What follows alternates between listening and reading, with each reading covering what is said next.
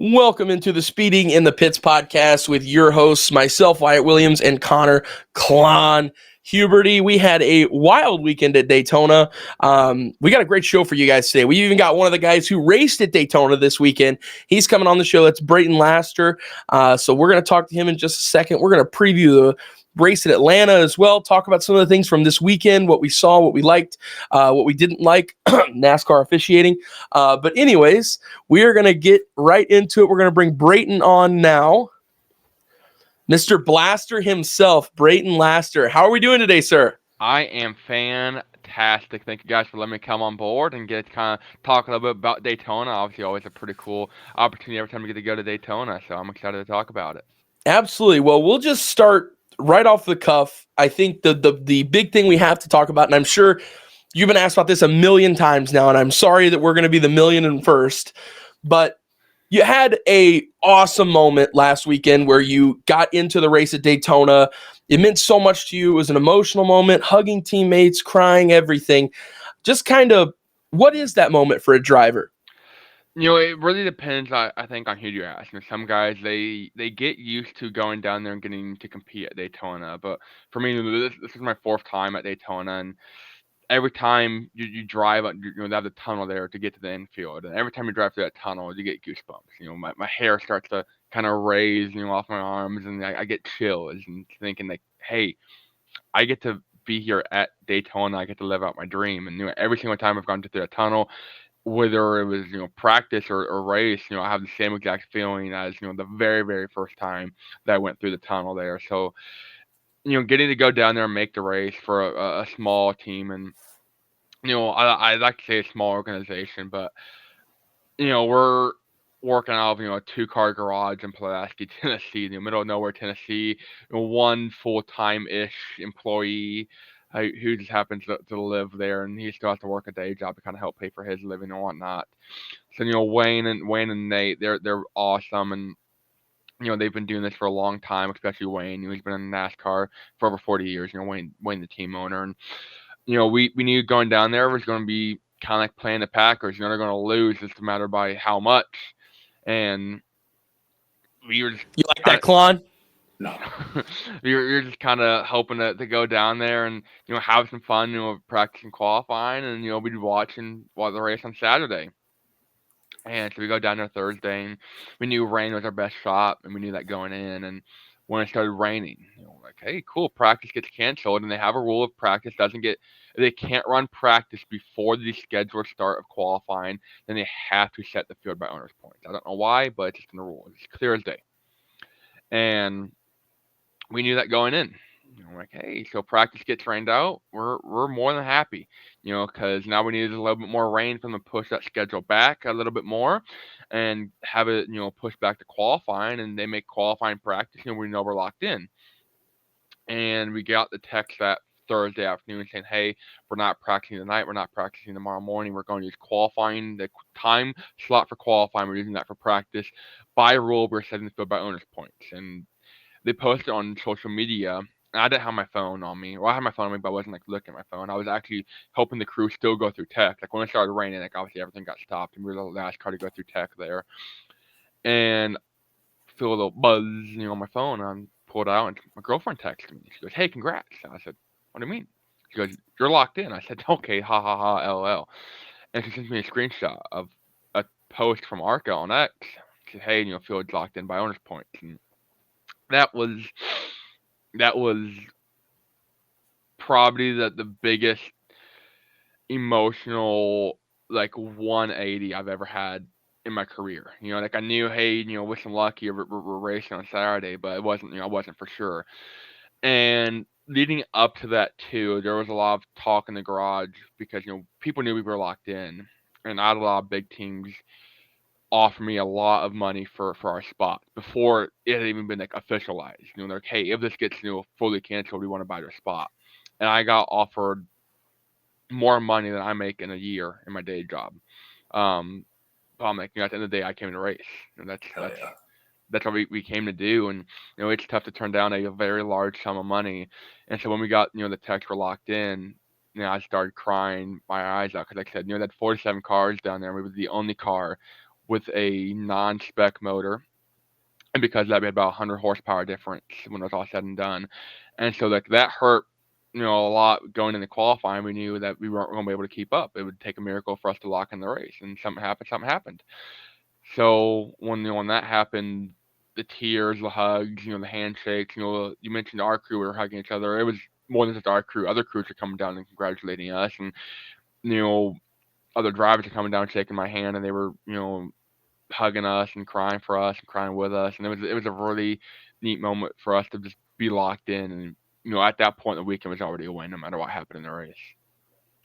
Yeah, that's awesome, Brayton, and thank you for going into depth on that too. It's one thing to see a post on X, like you said, of what Wyatt and I could see from afar, or anybody watching from home, but getting the emotion and the backstory too. That's pretty awesome, dude. And I'm so proud of you for not taking the money and actually racing it out on Saturday. Like that's the coolest part of the whole thing to me, man. That's awesome. That's what it's all Said, about. it was more money than I make in a year at my day job. So that would have been I could have done a lot of racing with that money. Yeah, And ultimately there was still like a lot of stuff to kind of figure out on the back end of that. But at the end of the day, right. we came to race. Absolutely. Yeah, I'd love to hear that. And I've been following you from afar a little bit, Brayton. Honestly, just over the years, I just seeing stuff through ARCA. I remember hearing about the Pizza Man years ago already. So pretty awesome. Your reputation actually precedes you here on the show. So the other thing I followed with you throughout the off season here is you were working really hard to sell sponsorship, man.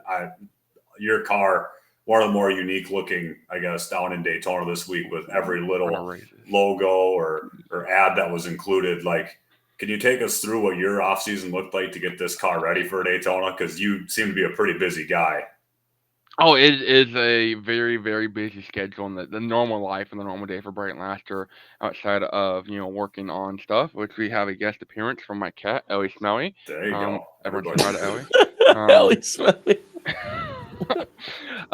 So, I still work, throughout the day, regular, it's not 9 to 5, it's like a 10 to 6. But kind of work my own hours a little bit too. We have a small family-owned junkyard that I, answer phones. I'm going to get parts or fluids or tools or whatever. But then also outside of that, I build, weld, and fabricate AC cages to go over AC units. It's kind of a weird niche thing around Indianapolis, but people steal AC units all the time, and people protect them with cages. And I build those cages, and it sucks that I have to do it, but someone's going to do it. I'm going to do it. And I don't necessarily, I'm not flush from it. It pays enough to keep the lights on and keep, food in the pantry and pizza on my stomach. But at the end of the day, it's, not enough really to go racing at this level or any professional level for that matter. So I rely 99.99% on sponsorship for everything from my fire suits to, my gear to, my licensing, my paperwork, my travel, my hotels, everything like that. And it's whenever I have a slow moment at our shop, I'm sending emails, I'm texting people, I'm calling people, I'm messaging people. I'm literally any free second I have, that's not towards racing or marketing or sponsorship. It's normally because I'm eating or I'm doing something, working on something else. As far as free time, leisurely time, I don't have a whole lot of it. I'll kind of hop in Discord, a couple hours, and go and talk and hang out with friends and whatnot for a couple hours. But even while I'm doing that, I'm still sending emails. And, you know, I think it was 95 sponsors on our Daytona car, 128 Yeah. names. Is I that had a record? It might be. It It's was a lot of gotta stickers. be. It was a lot of stickers. Most people don't have 98 sponsors in a season, let alone for one race. Right. Yeah. I had sponsors That's from 5 continents in 6 races or 6 countries, 7 countries, I think, that's so actually. awesome. That's amazing. Like 35 states. So that was pretty cool there. And every single one of them I dealt with personally. I do all my own sponsorship. I do all my own marketing. I don't have anyone do it for me. I don't have a firm. I don't have an agency. I've had people reach out and say, "Hey, let me help you." I'm like, "Sure, whatever to get, whatever to get. Let me know. I'll give you a cut, percentage of finder's fee." But no one's really out here kind of doing the full effort, I guess, for us. And the big philosophy: if you want something done right, do it yourself. And that's where I believe big time in that. If I want to race full time this season. That's my responsibility. I don't want to sit there and get to race 7 or 8, run out of money and say, oh well, I'm gonna blame so and so. No, I mean at the end of the day, it's on me, and I'm not gonna let myself get put in that position. But sometimes I do like the smaller sponsorships, like the $100 sponsorships, and they're for $200 or $300, and part of it, I'm able to grow a pretty big fan base because people, they're invested. They love it. They love the mom and pop story. They love the mom and pop style driver. They love, they're able to get their logo on a race car on national television for $100. And I also have 40, 50,000 followers across all the social media platforms that I'm on, and so I'm getting their eyes in front of a lot of people, or their product in front of a lot of eyes. Sorry about that, but You got it. kind of getting to do that. Sometimes when those deals take 5 minutes to put together, it's easy as, hey, I want a logo on a car. I'm like, cool, what you got? Here's where I got open. Give me the logo. Like, I got this logo. I'm like, I got this spot open. They're like, what's your Venmo? And they PayPal me or Venmo me, and then I get it printed out and put them on a race car. Others might take 5 weeks of emailing back and forth, back and forth, back and forth of, how about I change this color? I want to do this. Can I have, list the logo?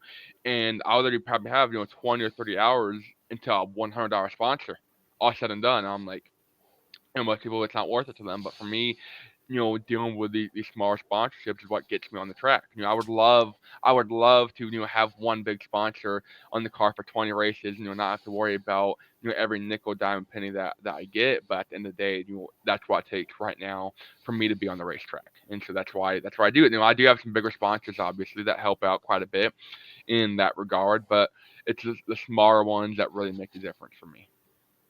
Couple things here. You said it's $100 to sponsor the car. It is. I had a lot of little 3 inches by 3 inches stickers on the car, on the bean seat door and the rear deck lid.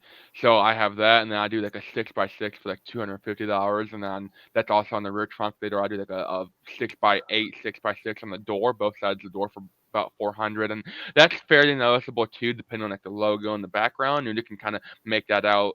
And that's $400, and you can get seen on TV. They zoom in enough, and pictures too is really good. And then for about $750, is I'll do like a 10x10 on the door. But then also not just being on TV. It obviously is really cool. And the Daytona wreck, which we'll get to in a little bit, sucked. But they zoomed right on the side of my car, and a lot of the bigger sponsors go, I saw my logo. I saw my logo, on national television. That is great. They thought that was cool, but I make sure, at the end of the day, they all get photos, they all get videos. They can come to the track if they want. And, I engage with them. I make sure they're happy, whether it's a $10,000 sponsor or a $100 sponsor. I make sure to reach out to them. I send them a personalized message. I send them a photo of their logo. I send them a picture of me standing next to the logo. Like, hey, can you film something? I'm like, sure, I got you. So I go out of my way to make sure everyone's happy at the end of the day. And, I'll work with them a lot directly as far as social media goes, and, making sure they're getting a return on their investment, and, the bigger ones. And I'll push social media big time for them and kind of get a pretty decent ROI. This past week, actually, between I had 5 or 6 pretty big sponsors that I've really pushed on social media the week of the race, obviously during the race weekend. And cumulatively, I think they got 2,400 or 2,500 followers between those 5 or 6 different sponsors. That is like more than like some of the Cup sponsors got. That is more than some of the Cup sponsors got. Like, honestly, I'll tell you, there's a company that sponsored one of the smaller Xfinity teams, and they were and they were in the race and got a lot of decent TV time, and they gained like 12 followers, throughout the whole weekend. And there was a sponsor that announced like a 3-race deal with a Cup team this past 2 or 3 weeks ago. I mean, I'm not gonna name names, obviously, but like I was looking, they sponsored another driver 2-3 years ago, primary steal for $125,000, and they only had like 22 followers in their Twitter account after they sponsored a Cup team for 3 or 4 races. Now I'm like, if you're getting 5 followers for $125,000 a race, you're paying 25,000 for a follower. You can give me 25,000 for a race, I can get you 500 followers. Like that's not set, for sure, but I can get you a lot more than 5. That's crazy. Wyatt, I think you muted yourself, but Brayton, I'm going to ask you. All right, that's my bad. No, you're good.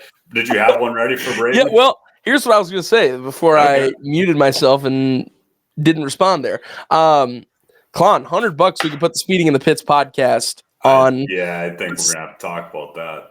Brayton, we're going to be in contact with you, buddy. If you can get the logo on the side of a NASCAR, I'm down. I'll say it right now. Like, we'll figure this out. That's for business later, but that got me excited. We're going to Madison, I believe. ARCA is this year, so that's southern Wisconsin. Wisconsin. So I'll be in Madison this weekend. Klon, we got to put our logo on the side of the car and go to Madison for this race. I'm looking. It looks like the Madison race, if Brayton's there, will be August 22nd. I'll be there. I'm full time this season. So. You are okay. That was actually going to be my next question. So you're talking about all that, Brayton. I do see the schedule on your website, but okay, just to confirm with you, you are for sure full time. I know that. Yeah, minus Meteor hitting this team 2-car garage. Got it. Or if I have a really bad stretch of 5 or 6 weeks to the point where I am asking people to mortgage their house so I can go racing, that's probably about the time that I would say, hey, I should probably hang this up. If I have to ask people to mortgage their house, that's where I'll draw the line at. Fair enough. Okay, well, we'll be in contact about that after this is over because that got me excited. But that's awesome. I was going to ask you a question about Daytona. I'll hold that for the next question real quick. But in the middle here, you said you're from Indy. I'm a fellow Indiana boy myself. Where'd you go to high school? What years did you graduate? I went to Greenwood Community High School, class of 2021. Don't hold it. Graduated same year. Graduated same year. Did you go to Greenwood? No. I went to Floyd Central in the southern part of the state. Okay. To a different school, but graduated the same year as I was saying. Yeah, I did robotics. That was about the only extracurricular. Okay, I also wrote for my newspaper. But there we go. You drive a race car now, so that seemed to work out pretty well. Yeah, exactly right. The robotics thing definitely tied into that a lot more than the whole newspaper thing did. Well, I use a lot of those skills though for like my press releases. Like I write all my own press releases, and like I do that. Hey, here's a preview. Dude, this guy's a tank. This guy's a army down here. I do probably 99% of my own stuff. That's incredible. About the only thing I don't do is get the race car 100% ready, because most of them the cars are ready from the past couple seasons, obviously. But I'm going down tomorrow morning. We talked about this a little bit ago. I'm going down tomorrow morning at 5:00 to go help them fix the Daytona car and get the Phoenix car ready. But for like the late model stuff that we have a couple 15, 20-year-old late models around here that we've raced around Indy. I build all the motors there. I do all the fab work, all the welding, all the the body work and whatnot for all that. So I'm about as hands-on as a driver can get at that level. And the only reason I'm not that hands-on for the ARCA stuff is because it's a 5.5-hour drive down there. But I still go down there quite frequently, probably once or twice every couple of weeks, just to kind of make it feel more, I guess, make me feel more involved. And that way the team, like I said, they're a small team, only a couple hands-on people throughout the week, but they still know I'm there, and I know how hard it is to get these cars ready to go to the track. Do you have another Owie Smelly appearance? Owie, hi. But yeah. Well, awesome. Well, my question for you. Sorry, I went off on an Indiana tangent there. My question for you here. We'll go back to Daytona. Kind of. You got out there on the track. We got to racing. Obviously, wasn't the exact thing that you were hoping for your day, but just kind of, what is it like to go out there and run laps at Daytona? Like I said, every time you go through that tunnel, for at least for me, it's like this is cool. This is awesome. This is a level. Hi, cat. Can I help you, buddy? Oh my goodness. This is a level that I never thought I'd get to compete at. And now I'm getting to compete here for the 4th time. And Daytona will take its toll on you. You'll have your ups, you'll have yours down. I made my ARCA and Menards series debut at Daytona back in 2022, and I finished 13th, and had a shot at top 5 or top 10. And 2023 kind of got an incident at the end, destroyed the nose, and didn't have a shot at really being competitive. And 2024 we DNQ'd from the whole race. So that was a pretty low moment for us. Kind of going back this year. We, like I said, we knew it wasn't going to be likely, so we were on cloud 9 when we were in. And going there on race day, we on practice on Friday. So practice got rescheduled to that Friday. We discovered we knew we were going to be out horsepowered, but it wasn't where we wanted to be at all. Like it wasn't where we expected it to be. And I ran 2 laps. So I'm like, hey, this isn't right. somebody's not firing on all cylinders. Not sure why it's not, audibly missing out. I don't know if a carburetor's, plugged up. We got the wrong jet in there. Something's, not firing correctly though. And came in and found a radiator leak. We had to fix the radiator leak and only got 2 laps of practice in.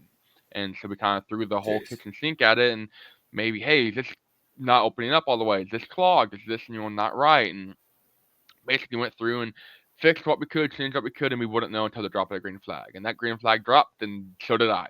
Because by the time the field got to turn 1, I'm waving, bye guys, have a good time. I'll see you in 5 laps, lap me. And so that was pretty much all she wrote there. And luckily we had a lot of cautions, a lot of wrecks, and we avoided a lot of the wrecks because we were so far behind. And drove through some debris at one point. And my tires are $3,000 a set. You don't want to sit there and go through them like wildfire. So I ran over debris and I was like, "Hey, the car feels fine." And they're like, "Hey, if it feels fine, we're not going to change tires." I'm like, "Perfect, works for me." And it did feel fine. It was great under caution. Everything was fine and dandy. I was on a Sunday cruise at Daytona, and took the green and accelerating. Obviously, put a little bit more of a load on the rear end and the tires, and went and did the left rear tire. Said, "Bye, have a good time. You're on your own." And it popped, and there I go, spinning like a ballerina, and I'm just waving to the wall, saying, "Please don't hurt me." And that was about, I don't know what these cats are doing, and that was about all she wrote there in that regard.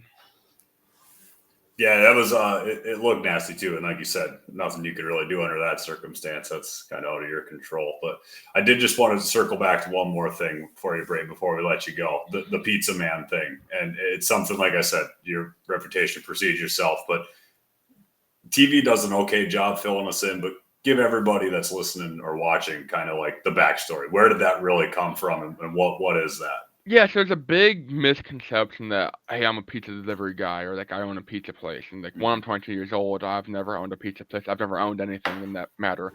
I've never been a pizza delivery guy. I've just always really, really, really, really liked pepperoni pizza. And it goes back to my middle school days, like my early go-karting days, where my dad would give me $20, say, "Hey, go to the concession stand and get me a cheeseburger, get you what you want." I'd always get a piece of pizza. And then also I got like a pepperoni pizza jacket or hoodie at some point in middle school, and kind of like how most like antisocial kids do, they wear one thing like always, like no matter how bad it smells. And that was me. Like, I wore this hoodie for 2.5 years straight. Like, it could be 85 degrees outside, I'm wearing this hoodie, sweating my butt off. And I got into an argument on Facebook tonight over the whole deal. Actually, some guy called me a gimmick driver and said, "Oh, just drop the whole facade. They're just out here doing it for branding, for personality." I'm like, I wasn't wearing a pizza hoodie, sweat my butt off in 7th grade because I wanted to I wanted to say I was a NASCAR driver in 8 years. Like, trust me. First thing on your mind. Yeah, I was like, trust me, like the pizza thing's been a long-term thing. Like, this isn't something new because I'm a NASCAR driver. Like, I've had the pepperoni pizza helmet, which that's really what I'm known for, is the pepperoni pizza helmet, since That's awesome. 2018. 4 years before I even got to ARCA, and I just really, really like pizza at the end of the day. That's all there is to it. There's nothing more. There's nothing less. It makes it so much better that's what it is. It's so much better, straight up. No one's paying me to promote pepperoni. Big Pizza's not paying me to promote Big pepperoni Pizza. Like I'm not out here. Start calling you Big Pizza. Exactly. That's a great nickname. That's awesome. Like it's not a facade. Yeah, it's really neat for branding and kind of my personality. It wasn't supposed to be though. It's a saucy accident that I'm kind of known for being the pizza guy, and I just really, really like pizza. That's all there is to it. Hey, pizza's good stuff. You can't go wrong with it. Well, right? Like, it's the best. I myself am an all meat guy, but I love me a good pepperoni slice of pizza. You can't go wrong. You're just a straight pepperoni guy.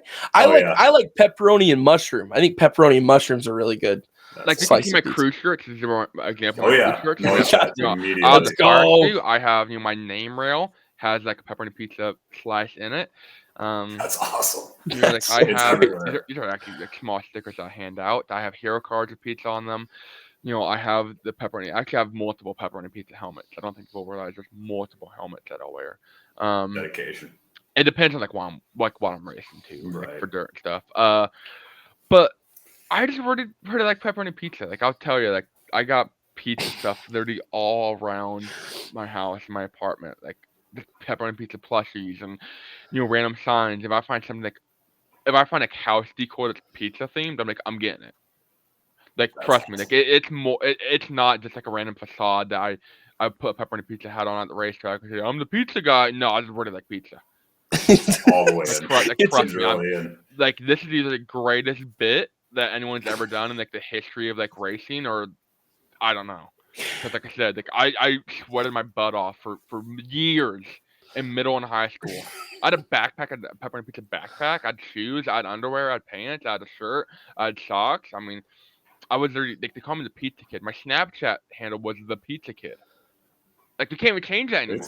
This comes back from everywhere. Yeah, this I was like, it's the Wow. lifetime. I'm like, I've been the pizza guy longer than like people have been in racing. Like don't try to tell me like it's a facade, like I'm in it for the long haul. I I appreciate love it. Well, before we let you go here, I got a question for you. I got two. So we close out every interview with two questions. Number one is, who was your favorite driver growing up, the guy that got you inspired by racing and made you love racing? Number one. And number two, we typically do like a personalized question. And mine, I thought was perfect for this because you are the pizza man. Does pineapple belong on pizza? All right. So I know this is typically within like an hour time frame, but to keep it under that, to quickly answer, I'm going to say no. It does not belong on pizza. To quickly answer the first part of that question, I was always a big Jimmy Johnson guy growing up. Always, you know, loved watching him go out there and kind of compete. And growing up, like 2008, 2009, 2010, those are kind of like the golden years. Yeah. I'd do like a little not Hot Wheels, a Power Wheels of like a Jimmy Johnson Lowe's car. Like I was decked out, and I've always kind of appreciated Jimmy and always been a big supporter and big fan of his. And last couple of years, we don't talk about. Hey, third this weekend we'll at take it. Daytona. No, we'll take it. Like I'm not the biggest Jimmy Johnson supporter. I know there's a lot of people out there that love him and support him, but like growing up, he was my guy. And nowadays, I don't really have a guy. I have a wide variety of people that I root for and I You're like. one of And them now. so yeah, exactly. That's Like right. so, like people look up to me as I've been told that I was like people's icons and their inspiration and their idols. I'm like, that is really really cool. And I've had people It's say awesome. that hey, I started go karting 2 years ago because of you. I'm like, what I do? I know you're cool. And I got into racing and I started on TikTok and I'm driving go karts now. I'm like, that's awesome. Sweet, thanks. Like, let me know when you're racing. I'll come watch you. That's awesome, dude. That's You're the man. incredible. Well, Mr. Blaster, thank you so much for joining us. We really appreciate it. Great interview. And yeah, dude, good luck for the rest of the season. We will be in touch about putting that logo on the car. yeah. That sounds like a good idea. So I'll keep in touch with you about that. But anyways, yeah, good luck for the rest of the season. Appreciate you for taking time to come on. And yeah, man, have a good night. No, thank you guys. I appreciate it. Absolutely. Of course. All right. What a stud. Big pizza, man. That guy. Big pizza, man. That's awesome. That was incredible. I love it. He got into a fight with a guy on Facebook. I didn't see that coming. Yeah. It means something to him, man. He is not messing around. He is the pizza guy. I legit, well, I mean, knew there was more of a story to it. I didn't realize it was like his person. Like, I mean, I didn't think it was a gimmick. Obviously, I don't think that's something you just make up to make you super popular. But I didn't realize it was like he just straight up loves it. Like, I did think he had a job in high school, like running pizzas or something. But nope. I love it. The guy's like, oh, it's just you're just doing it to have a personality. He's like, no, like literally since 7th grade, I've been you're right. It is my sweating it out in this. Yeah, right. I love it, dude. That was great. Well, great interview there to start us off. We're gonna get into Daytona real quick before we move to an Atlanta preview. I've got some questions I'm going to throw out here for you, Klon. But first off, to start, Willie B, 2-time winner, and he goes back to back. What are the thoughts on Willie B winning it? I mean, a good super speedway racer, I think, in this generation of Cup. I think he's somebody that's always putting himself in the right position. what do I think about this particular finish to this Daytona 500? I mean, it's kind of just a matter of the roulette wheel didn't hit the right number for a bunch of people on Sunday night. It feels like a little bit, which is a bummer, but you got to give him credit. I mean, he was there, right? I mean, and like I said, he's put himself in position more often than not. So I saw something on Twitter too after the race that he has like the highest average finish on drafting tracks in the next gen era or something like that. So there's a reason, it's not just a fluke, but yeah, more power to him for being there at the right time. Well, that is the next thing I'm going to ask you about after this, what we're going to get to first. This is more of a question / a rant for me. Man, I don't know. Well, I guess at the time we hadn't even had the regular the regular season drop with the green flag. NASCAR officiating already, dude. We're like, oh man, I'm already frustrated. I was frustrated before we even got to Daytona, like the 500. Yeah.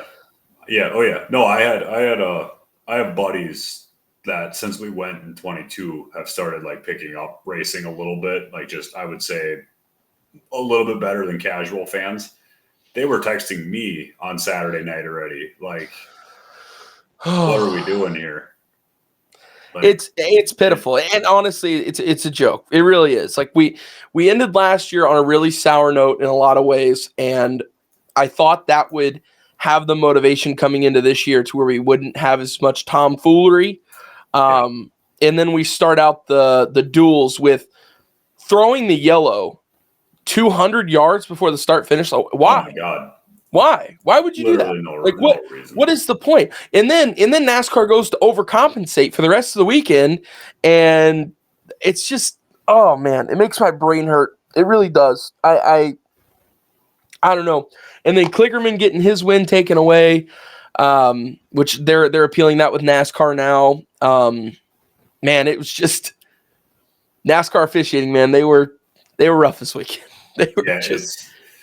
It's one thing to make the incorrect call, but now I noticed just before you and I started recording tonight, they just came out and announced that they admitted that yes, they did throw the caution too early in the duels on Thursday night in the second race. And it's like that was cool the first time they came out quickly and admitted they made a mistake, but here we are, like a year later, number 2,768, still doing that. So I don't know, man. I'm just appalled. I really don't know. Saying sorry only works so many times for the same thing. It does. It does. If you slap me in the face and say, if you slap me in the face and say you're sorry, whatever. Slap me in the face saying them, say you're sorry. You just keep doing it over a while. The sorry just becomes illegitimate. But you get slapped in the face a lot. Yeah, exactly, right? Nikki is so mean. No, just kidding. Just kidding. Well, speaking of illegitimate, is our sports spectacle becoming illegitimate? You mentioned earlier about the roulette wheel, and I know you're a big Daytona 500 guy, like the biggest Daytona 500 guy, and I love it as well. I'm at a point now where I hate this way that we finish out these races. And it's not just Daytona, it's mostly the super speedways, but really Daytona because of how big the moment is. And it's getting to a point to where now it's sit in 10th-ish place, and once you see the wreck happen, close your eyes and floor it and pray to God that you make it through. Like that's really what it's becoming. And I'm really over the craziness at the end with guys making just dumb moves. We have some of the most talented drivers in the world that run in our sport. Like seriously, these guys are ridiculously talented at what they do. And none of us people that are, not drivers could do what they do.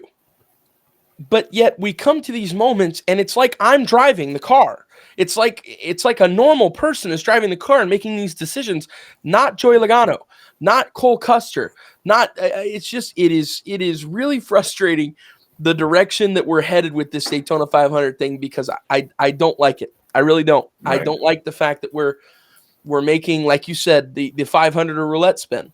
It's really what it is. Yeah, it is.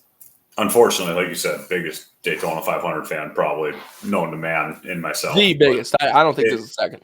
It legit has come to the point where I'm just sick of hearing all of it at this point as a fan. Like, it's just tiresome to watch this over and over. And I didn't see the race Sunday night. The neurovirus decided I wanted to deal with that on Sunday instead. So I was actually laying on the bathroom floor for most of the 500. So lucky me. But I watched it back here the last couple of days a couple times. And I don't know if it's because I have PTSD from how I felt on Sunday, but just watching this one back, it just, especially the finish, like it just feels tiresome. It feels overdone. It feels like wrecking down the backstretch at Daytona on the last lap of the 500 is the only thing we do now. Like that's just what it is. Or not even necessarily the backstretch. It's just wrecking on the last lap in a massive fashion. And Riley Herbst saved us from that. Like Riley Herbst, what a drive off of the chicane there to keep that together. What's crazy though, looking back at it, you wish he would have wrecked. And you wish you would have thrown the flag and a more deserving person in first. I never thought about that till you just said it. That was my first thought after it happened, is like, he should have just spun it out, just right back. And no, safely, of course, don't hurt him. But like, if Denny or Cindric wins it on a flag there, I feel a lot better about that than Byron screaming down the back all of a sudden and winning it. Like, it just takes. And we'll talk about all the different reasons why it's becoming illegitimate. But I think it is. And it is unfortunate. Again, credit to Willie BS and all the stats about how he's doing well at super speedways and stuff. But was he really in a spot to win it on Sunday night coming down the backstretch? Not. He would have gotten close, but I don't think it was enough. Like, I mean, short of some crazy run coming from the outside where he's able to he get up beside the leaders. Push that didn't exist at that point. I don't know, man. It's frustrating. I just want to see those moments where Kevin Harvick and Mark Martin come to the line side by side. And Denny brought up a good point on his podcast this week. Live to see the flag. Like don't do this now. Don't wreck down the backstretch where you're giving yourself essentially, excuse me, sorry, a dog here on my tongue. You're giving yourself no shot to. You're giving yourself, it's got to be something, right? You're giving yourself no shot. You're just ultimately taking yourself out. Guys like Cole Custer, essentially, is who I'm talking about here. Just wrecking the whole pack on the backstretch. Live to see the flag, man. We just got to have guys start. I don't know if we got to start accusing people more on Twitter and being louder about the mistakes people are making out there or what, but I think we do. I am sick of the excuse time and time again. And it's just super speedway racing. Yeah, it's not just this car. It's ridiculous. Not just this package. It's not just the Daytona 500. Every time we go to Talladega, every time we go to Atlanta right now, probably for another year or so, they wreck. And just like you said, it's just super speedway racing. It's just super speedway. That's just how super speedway racing goes. That's just what NASCAR wants us to do, is wreck. And while, yes, I understand the nature of this racing is like physical contact, like you got to hit each other a little bit to move, they're not asking you to wad up 20 cars. Nobody ever said that was part of the deal. And I think, like you said, Denny's podcast, Denny's won 3 of these. He's been around. Should have won 4. Legit could have 5 right now. I'm not even kidding. And could have more. But he's somebody that's been around since the old generation, the Gen 4 drafting days at Daytona, like the old school stuff. He knows what he's talking about. And he's exactly right. Like, we got to start taking ownership for really, really stupid mistakes out there. And there are plenty of them. Yeah. If you would let, sorry to keep going, but if you let like the 10 best super speedway racers in NASCAR, 15 best, just race it out, it would be an electric race. Oh yeah. But you have the 7 to 10 clunkers out there that don't give a rip and don't care and just want to go mail it in and step on the gas pedal and close their eyes, like you said, and you just get a disaster. Yeah, and speaking of one of those disasters that we had this weekend, Joey Logano and Ricky Stenhouse. I mean, first off, we've got two of the best super speedway racers in NASCAR. They're both ridiculously talented at these super speedway. Go ahead, buddy. Can I stop you right there? Go ahead. The whole talent, like most talented super speedway racers, can we chalk it up to? I think Joey's good. I do not think Ricky Stenhouse Jr. deserves as much credit on these tracks as he gets. Okay, I respect the jump there. I think there's something to be said about like being fast at super speedways means you're just ultra aggressive and you never lift. Well, that's but then being really good at it is like an Austin Cindric who lets you go and knows he can't block you. Denny knows he can't block you at certain spots. Like Ricky's just going 100% as hard as he can at all times, throws every block, takes every run. And yeah, you'll get to the front doing that, but you're also going to wreck the field over 50% of the time. And yourself. I think he also does. So, like, is he that good? But sorry, keep going. No, dude, I respect it. Throw that out there. I love it. But, you know, when you have two guys, I'll say this then. I'll say veterans who are capable of racing at a higher level at these super speedways. Just with 15 to go, man, I don't know. Again, there's going to be a lot of frustration on this. Like, I hate to get on here and poo-poo all this stuff, but it's like the takeaways from this weekend just weren't that great. They really weren't. I was not. The 500. Yeah, I thought Thursday night was awesome.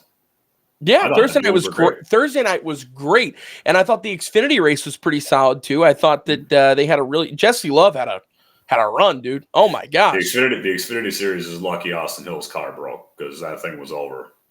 Yeah, that guy had a rocket. He did. No, he absolutely did.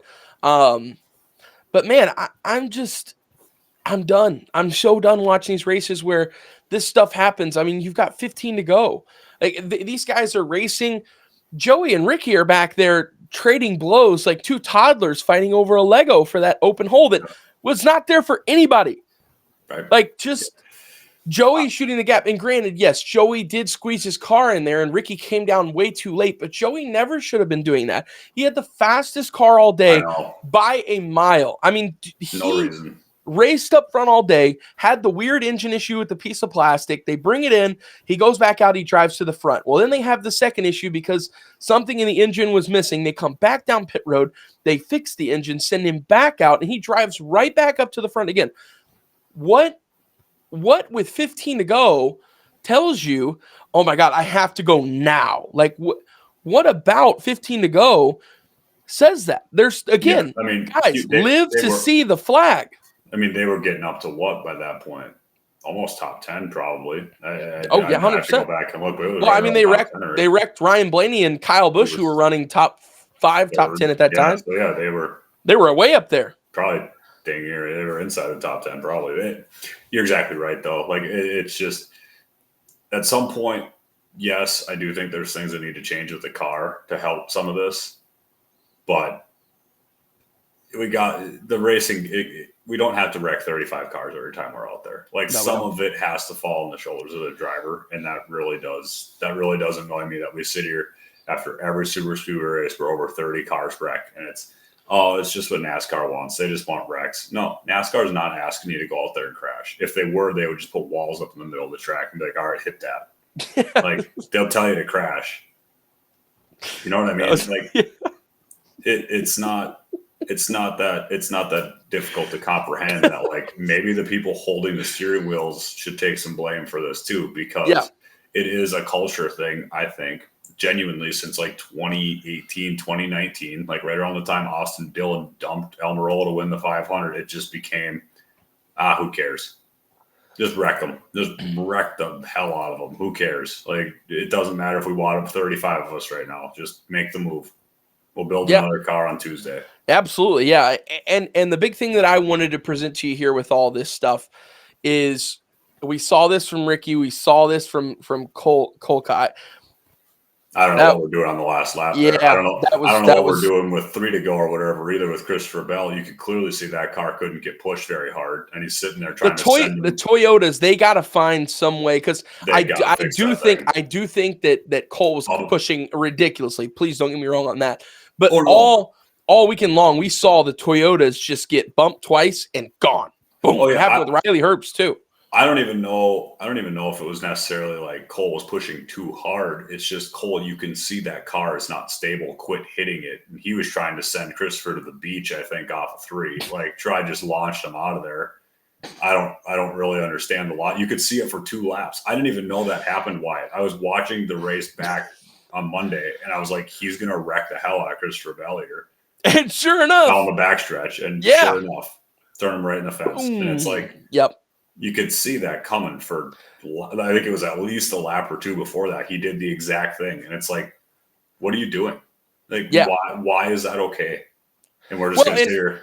And then Cole gets on, Cole Custer opts to do media availability. And he's like, yeah, we're just going for it at the end there. It's just the Daytona 500. And it's like, did you win? Nope, you didn't win either. So apparently what you were doing didn't work.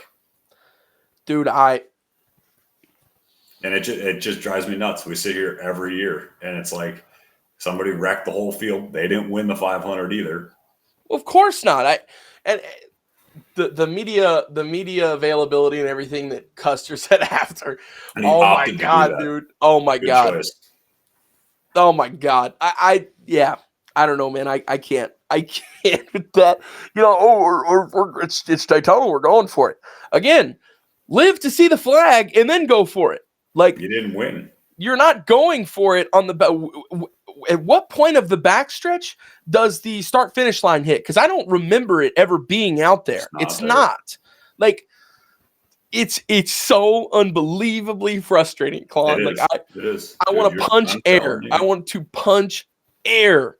I'm so mad about this. Well, so my question for you is, does it boil down to, is the moment just too big?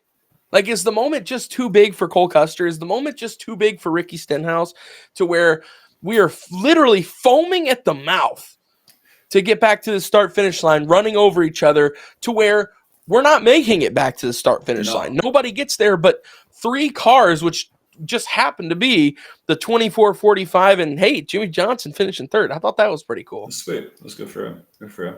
On all the fraudulent things we just named, that one wasn't fraudulent. That one was not fraudulent. They hung around all day. They did a great job. Jimmy put himself in a place where he needed to be. 28. Exactly, right? Back, wherever the hell he was. Yeah, right, exactly. Anyways, sarcasm over. Yeah, I did think it was cool to see Jimmy there. But yeah, sorry. Is the moment just too big for some of these guys to where it's just... I don't think it's I don't think it's a like nerves and panic and too big of moment kind of thing. Well, maybe panic, I guess you could leave it in. I don't think it's too big. Like, can Cole Custer drive a Cup car? Yeah, I think that's probably fringe, but like good enough to be in the 500.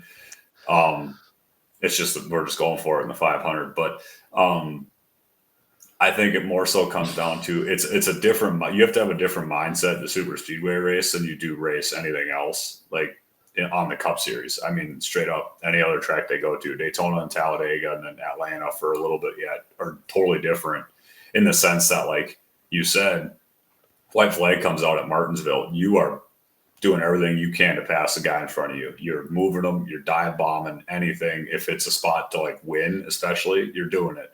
You go to Daytona, 3/4 of that lap, you can get past, and you have to be okay with getting past, and you have to be strategic about what you're going to do when you get past. And I don't think those guys' brains operate like that. I think it's they see a car coming to pass them, and racer. I gotta jump in front of him right now.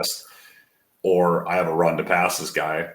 The hole's not big enough for me to fit, but you only get a run once a lap, or whatever their logic would be. That's what I think it is. I think it's just a total misunderstanding of the entire, like it's like playing a game with a different set of rules, and they're not playing by the rules. They're just doing what they're always have been doing. If that makes sense. My brain goes down weird rabbit holes because, again, It's not just the next gen. We've been having this conversation about the Daytona 500 for almost 10 years now. Like, it's been around that we've just been wadding cars up over and over and over. And I really do think it's a mindset. Like, you have to pay attention. You have to study. You have to learn this and how to be good at Daytona and Talladega. And the frustrating part of that, you can learn all that and teach it. Like Austin Cindric obviously has figured it out very quickly. And your day can be ruined by one guy in a pack of 20 that does not care, doesn't know what he's doing, and just goes for it anyway.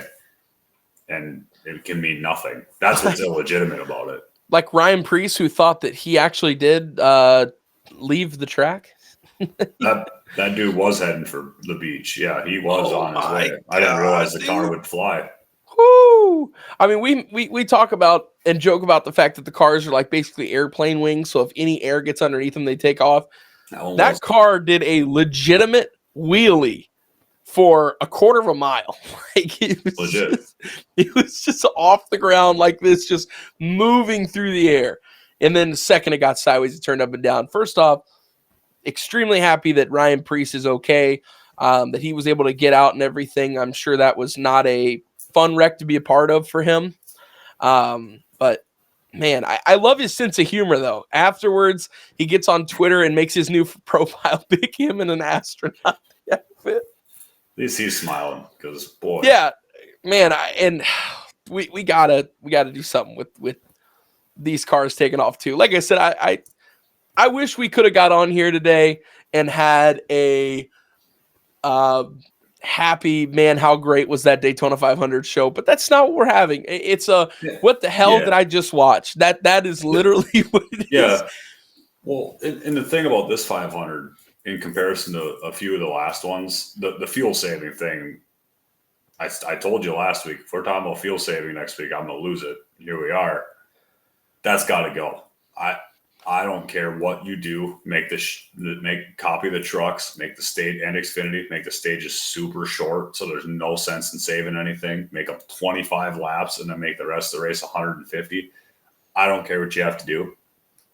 I do not care. We cannot have the leaders running 70% throttle around Daytona. No. That is sacrilegious. We ain't doing it for Dale at that point. That is completely anti who we are. That is not what this sport is. That is just fundamentally not a part of the Daytona 500. So why that even exists, I don't know, but it's a problem. I mean, I know why, but it's a problem, and we need to fix that. That is step one. Okay. I couldn't agree more. Blows me away.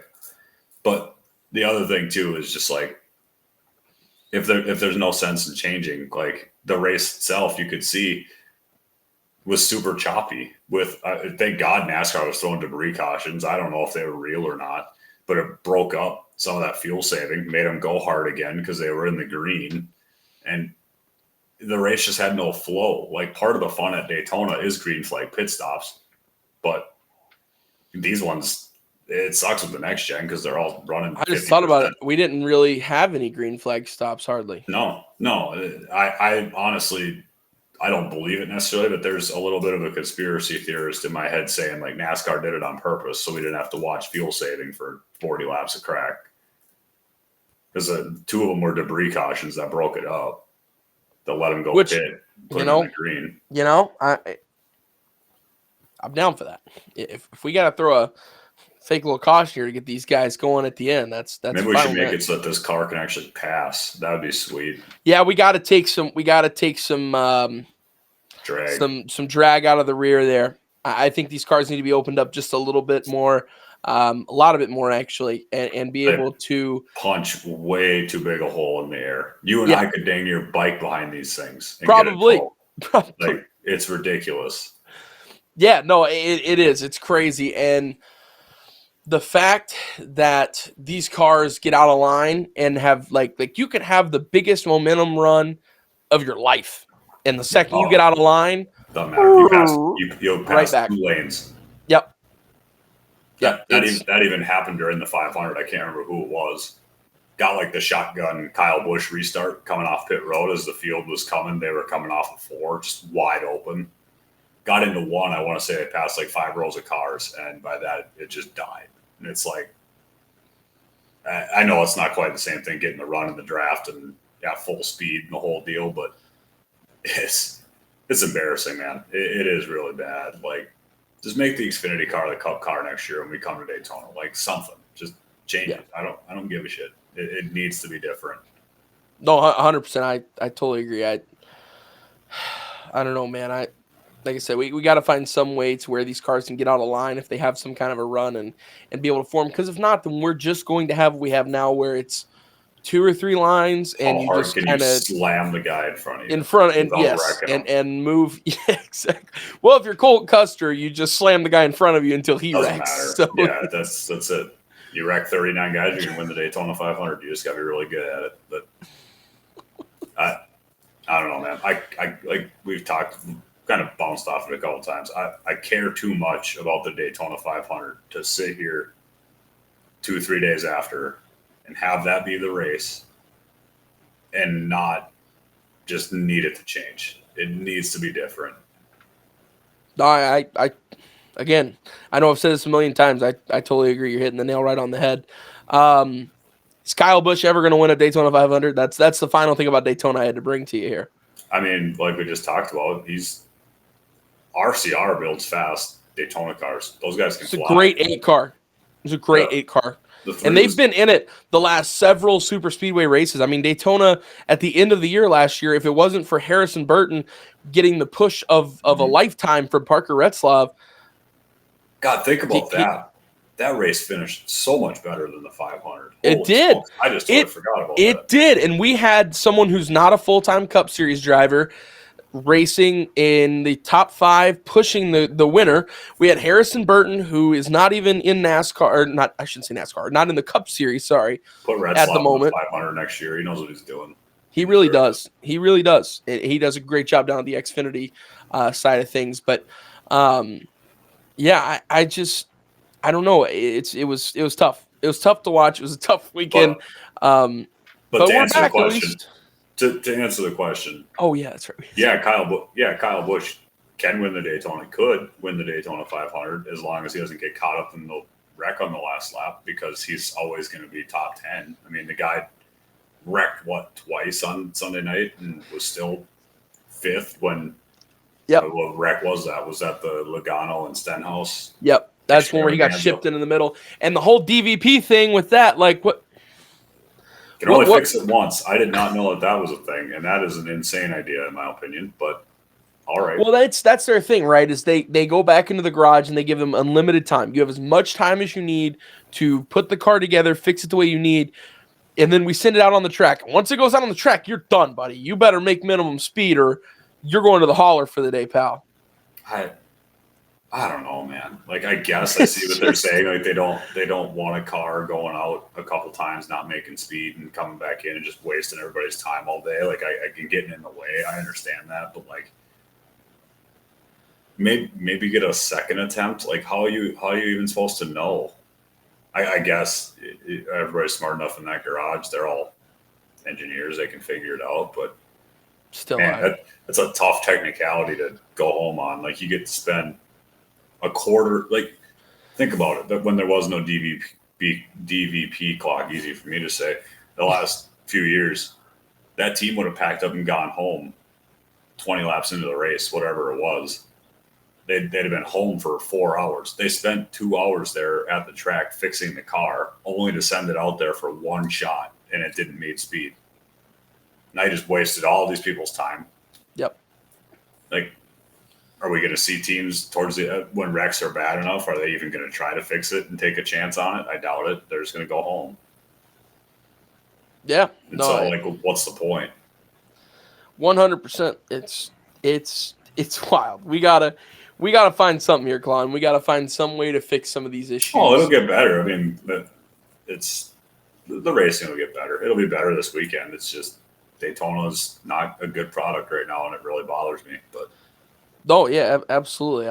I for as big of a Daytona 500 fan as you are, it does not surprise me that it bothers you, because it bothers me. And like I said, nobody on earth cares about Daytona like you do. So I can't even imagine what you're feeling right now. It's got to get better. We got to get better, because like you said, the word illegitimate, and like you just can't have your crown jewel event of your sport be something where people are tuning in and just like, oh, let's see who's lucky on the spinning wheel today and gets picked to win the Daytona 500. Like it's the Hunger Games or some shit. Like it honestly kind of feels like the Hunger Games at this point. But I don't know. I'm just over it. I need a new super speedway package or something. We gotta do something. No, if the Daytona 500 falls into this road of illegitimacy, the sport will die. Like I hope people understand the Cup Series will die. Yep. If that happens. Yeah, absolutely. Well, looking ahead here to next week, we race at Atlanta. Fox just came out with a new documentary on the finish last year, the 3-wide, extremely close finish between Ryan Blaney, Kyle Busch, and Daniel Suarez, the winner of that race, called So Damn Close. Both of us have not got to watching it yet because we're busy guys, but we're going to watch it. And been one sick feller for about 5 days here. Exactly. But no, I guess kind of what are you most excited about with this documentary? I like that we're highlighting other races on the circuit here. I'm excited to see it. I think any of it's cool. I love the idea. I think the finish last year obviously probably deserves at least something to cover what happened at Atlanta. And they didn't wreck. Incredible. They didn't wreck on the back stretch. Wow. And we made it back to the start-finish line. How did that end up being one of the best finishes in NASCAR history when the guys didn't tackle each other on the back stretch? That's crazy, Klon. Yeah, that's crazy. You'd think we'd have figured it out by now, but here we are, dancing around the answer, I guess. But yeah, I think it's cool they're doing that. I hope it's something we see more of with different, like, other races that come up. I'd love to see one about Harrison Burton at Daytona now, and the Wood Brothers winning there for their 100th. Like, I think you might as well expand it a little bit more. Even it doesn't need to just be the closest finish. I know it is incredible. I'm not trying to take away from it, but I think the more of that, the better. Like, getting the drivers to sit down. I saw the spotters are involved. Like, I think the key to NASCAR right now and how you grow the sport, the more faces and names outside of the uniform and outside of the helmet and outside of the car that you can see, the better. The more Ryan Blaney's talking on TV, the more Kyle Busch is talking, Daniel, their spotters, and hearing their strategy and their thought process like that. Perfect. So I think it's an A+.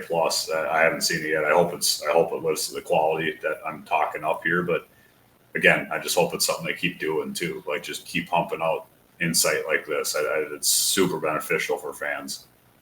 Yeah, no, I love it. I'm very excited. I heard a lot of great stuff about it. So yeah, we'll definitely be checking that out. And then this weekend, like I said, we're racing in Atlanta. Who's your pick for the winner? Well, he was a part of the finish last year. I'm gonna go Ryan Blaney. I just think he's another guy been good at Atlanta. There's a few. Obviously, we've kind of hit on a couple of them too. I know William Byron, Chase, some other of the super speedway regulars you'd see. But I think Ryan's just knocking on the door. I think those Fords right now we saw on Sunday night are just a little bit different. I know they didn't win the race because roulette wheel, but they are just a little bit different right now on drafting tracks, and I think that just shows through again. Absolutely. I love the pick. I was going to go with RB as well because he had the great finish there last year where he came just short. And then last year also in the playoffs Atlanta race finished second, right, with the damaged car. Mm-hmm. Remember that? The Dent Wizard car they had to basically glue and duct tape back together. Yeah, the thing was destroyed. Drives back up to the front. So I out of fear of, or not out of fear, out of doing something different, I don't want to pick the same guy. I guess I will go with Kyle Busch. I like it. Be fun. They're solid. They're solid on the super speedways. He was in it last year, could have won. And I really think that 8 team and RCR as a whole is trying to start this year off with a good start. They're really trying to get off to a good run here. Too. Yeah, especially because Kyle might retire by the 4th of July, but Yeah. Oh boy, let's hope he doesn't get the Martin Truex Jr. frustration retirement Honestly. right in the middle of the season. That would be terrible. That would be, yeah, I don't want to see that. But all right, before we head out, Klon, it's time. Are you ready? What do you got? Well, odds are probably a little bit better than winning the Daytona 500 doing something like this, but it feels like it's the same thing. I'll go 2. 2. Here we go. Austin Cindric was good on Sunday. Oh, we got a 6. Okay, here we go. One more. You got this, Klon. Here we go. Channel it. Can you win the 500? Luck based. Here we go. 2 again. 2 again.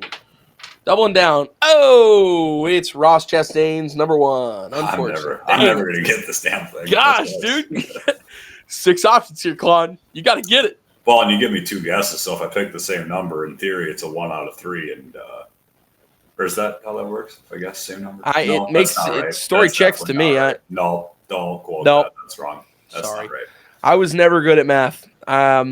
You probably could tell that listening to this podcast and listening to me speak. I was never. He said, "Yeah."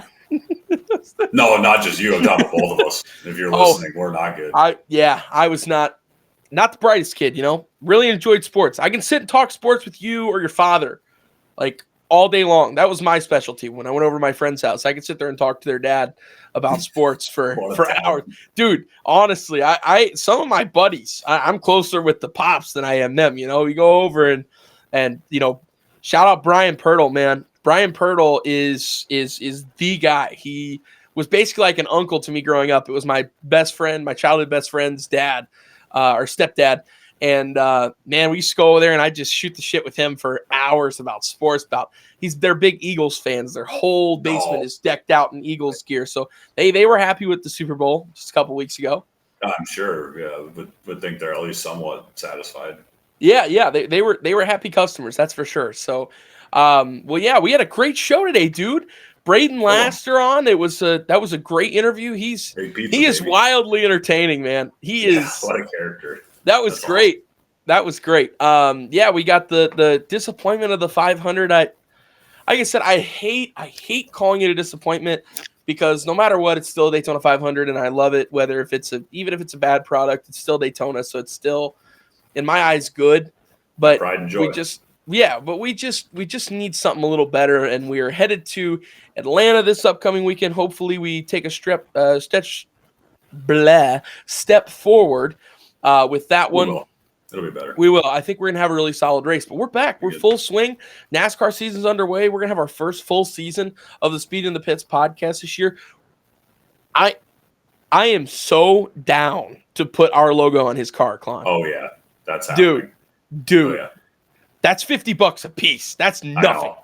That's the thing. That's what's crazy about it is like he's selling. I mean, what do you say? 90, 98. 95. And it didn't sound like he was done at that point. Like if he had more, he would have taken more. That's true. He didn't really say it was a cap, did he? Yeah, boy, he'd have 100+ logos on his car. I did notice that there was a lot. I didn't know it was 98. It didn't look like it was 98, but dang, that's a lot. Him, man. I mean, if that's how you got to do it, that's a lot more work. Like he kind of said. Yeah. Whatever pays the bills and gets you to Daytona and gets you to the tracks, man. It's got to do what you got to do sometimes. The guy definitely turned down. I won't say it online, but he turned down money. What do you think? To race. Give me a guesstimate number. I'll tell you when we're not recording, so the world doesn't hear a market get reset by me just exploring out numbers. But I got a pretty good idea. Okay. Well, sounds good. Well, we appreciate you guys for tuning in to listen to us talk about left turns. Go follow Brayton on social media, Brayton Laster. Great dude. He got the big pizza, big pizza that's guy. Awesome. So that's got to be his nickname. I don't know why we're even talking about anything else. It's exactly. That's great. Absolutely. Well, he's got a ton of great nicknames. Blaster too. Blaster's also awesome. Blaster was sick. I was like, that sounds like one of the guys from Dodgeball. Blazer, Taser. You ever seen Dodgeball? Oh yeah. Okay, good. You looked at me like you hadn't seen it, Klon. I was like, don't you tell me you haven't seen Dodgeball. Oh, no. Okay, good. That's an all-timer. But all right, well, again, appreciate you guys for tuning in. We will see you next time. Tell your grandma about us. I left that out. You gotta tell Meemaw about us. She'll appreciate it. And yeah, thanks for tuning into the Speeding of the Pits podcast. We will see you next week after Atlanta.